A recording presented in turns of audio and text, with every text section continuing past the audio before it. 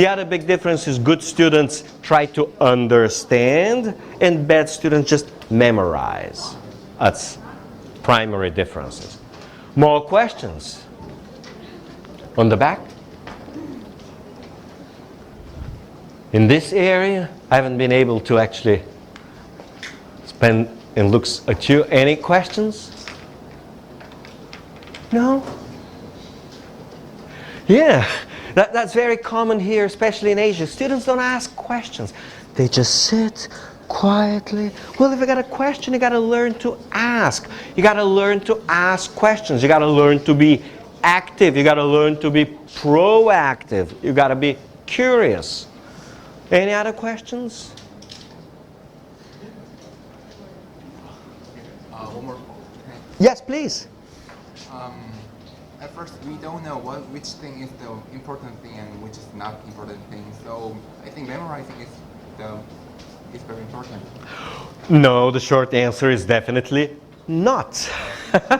We've done this long time ago. Memorization was the way of education of the West 2,000 years ago. We did that 2,000 years ago. We did it for many hundreds of years. And we know that it doesn't work as well, okay?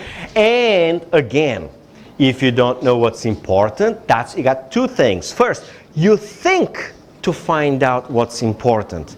But if you can't, you ask the professor. That's what the professor's job is, to tell you what is more important and to tell you what is less important. That's what you ask the teacher. Hey, which are the most important things that I need to learn and that I need? Just memorizing is very common, but doesn't help you much. You just pass the exam, but next time doesn't help so much. That's a very common distinction between Western students and Eastern students. Again, we've had universities 2,000 years ago, 1,000 years ago. For thousands of years we have this experience and we know what works and what doesn't work. Back in the old days, we had a discussion with the dean. Universities in the West were established at the library